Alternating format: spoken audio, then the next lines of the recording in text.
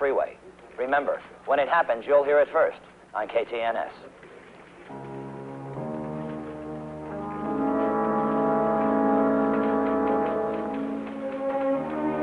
Jan, Lieutenant Haller was quoted as the source on that story. That was my story. Call for Jan Clausen on 47. Call for Jan Clausen. Pick up 47.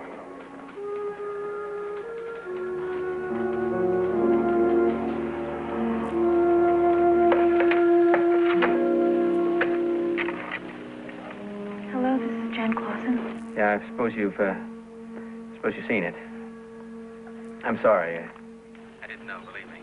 I didn't get into the studio until about 15 minutes ago. Lieutenant Harrington, he's in liaison. He owes me some favors from way back. He called the station just as a matter of routine and didn't talk to me. He talked to someone else. I'm sorry, it just goes to prove what I was telling you. It's a killer business, Jan. You're not mean enough. Oh, why should you break your heart? Let me make it up to you.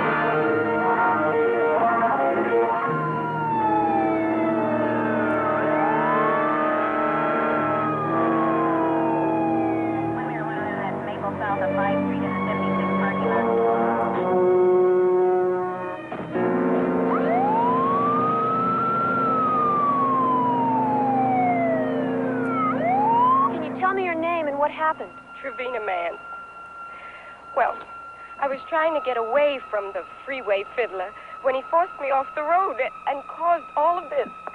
Then that highway patrolman gives me a ticket for speeding and let the fiddler get away. I can understand your frustration, Miss Mann. Thank you for talking with me. So the fiddler got away again. And now 2 more women are dead.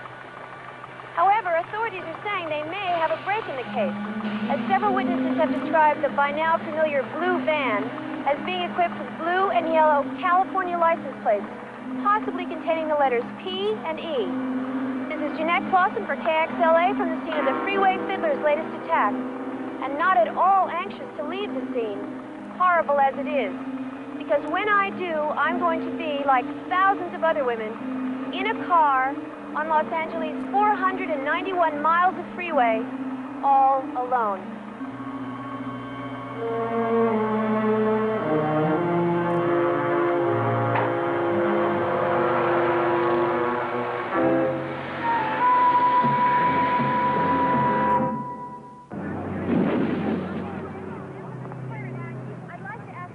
Now, if you'll all please calm down. If you just give me a minute, I'll try to answer your questions. Thank you. Now, the police department, the sheriff's department, and the highway patrol have formed a special fiddler task force that'll be under my personal direction. And I want to give you my assurance that every effort is being made to see this man is caught and arrested and prosecuted. Do you have any real leads yet, Lieutenant? Well, we have a witness who says the fiddler may wear a beard, may have a funny cap of some kind on his head. Excuse me, would that witness be Tarina Mance? No, it would not. But Tarina Mance was a witness. Well, there was a witness who described an earlier freeway incident in which the description of the van matched that of the fiddler's. Fortunately, she wasn't harmed, and, of course, we're looking into that now. Isn't it true that Tarina Mance was being attacked by the fiddler when she was stopped by a highway patrolman who not only let the fiddler get away, but insisted on citing her for speeding? Well, I don't have any information on that, but if the lady was stopped for speeding, she probably was speeding. Unfortunately, we don't have enough men to be everywhere at once. Now, if that's all the questions, thank you. But why did the patrolman stop Tarina Mance instead of the van? Because he was more interested in a pretty woman alone in a sporty car? I resent that implication, Miss Clausen. These men are out here 24 hours a day doing the best job they possibly can. Now, if you want to see this job done, you'll let me do mine, and I thank you all for your cooperation. Excuse me.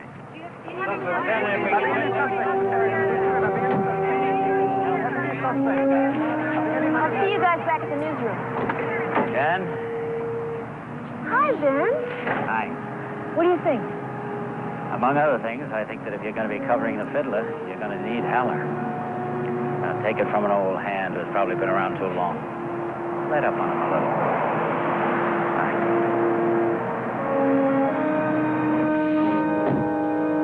Who is the Freeway Fiddler? Well, of course, no one knows yet. But tonight, we have at least an educated guess in answer to that question from Dr. Rita Glass, Chief of Psychiatric Services at Los Angeles General Hospital and a frequent consultant in police matters. Thank you for being with us tonight, Doctor. What can you tell us about the fiddler? Well, Jan, of course, I don't know any more about what the fiddler looks like than anyone else, but what I can offer tonight is a sort of psychological profile based on what we already know about the killer. Let's take the attacks themselves. We already know that the victims are all women traveling the freeway alone. We also know that they were all reasonably attractive. And there is strong evidence to suggest that in each case, the driver of the car performed some sort of maneuver, which was perceived by the killer as an act of aggression, causing the killer to say, in effect, hey, you women are just getting too big for your britches. Judging from what you just said, then, what can we theorize about the fiddler's psychological profile? We can feel that he is a severely repressed personality, easily threatened, unsure of his masculinity. That he may have been dominated as a child by his mother or some other female authority figures. That he is emotionally stunted, and in a very deep sense feels like a child. I would also have to guess that he has a strong death wish, a need to be hurt or killed, perhaps as a punishment for being such a bad boy. After all, he cannot attack these women in such a way without placing himself in extreme danger. Thank you, Doctor. Drawing on the doctor's profile, then, we can make the following suggestions to women. Don't travel the freeway unless absolutely necessary, and don't travel alone. And if you do find yourself on the freeway, drive defensively, particularly if there's a van in the area. Remember, the Freeway Fiddler has killed 9 women and will almost surely kill again.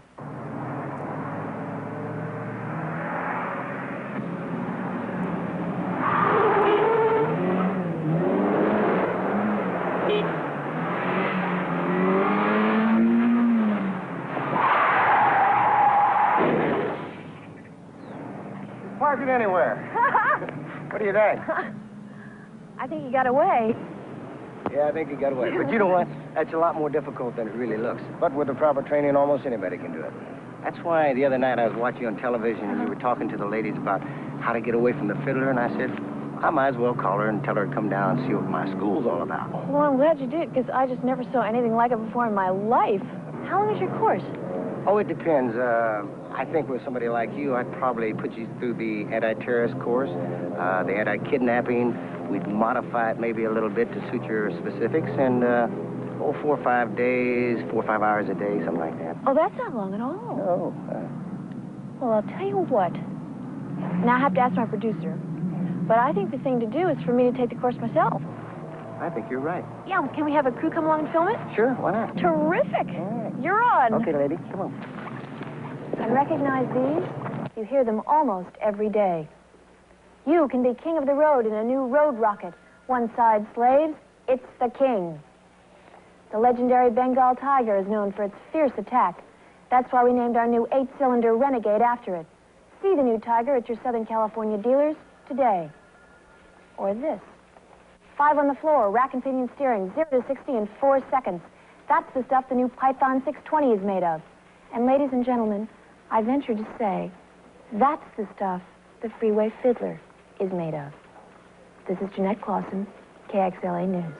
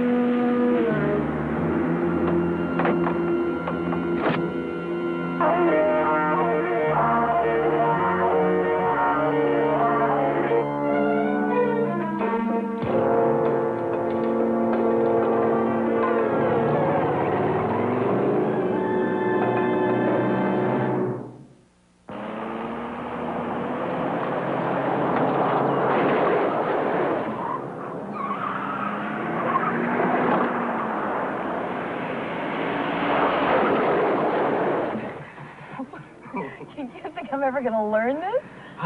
You may, but my heart's going to kill me. No, you're doing fine. You know, remember, today's your first day. You're doing terrific. You think? Yeah. Excuse me. Hang on. Well, today I learned something called the bootlegger's turnaround. Sort of. Tomorrow, it's defensive evasion. Whatever that is. This is Jeanette Clausen, KXLA News.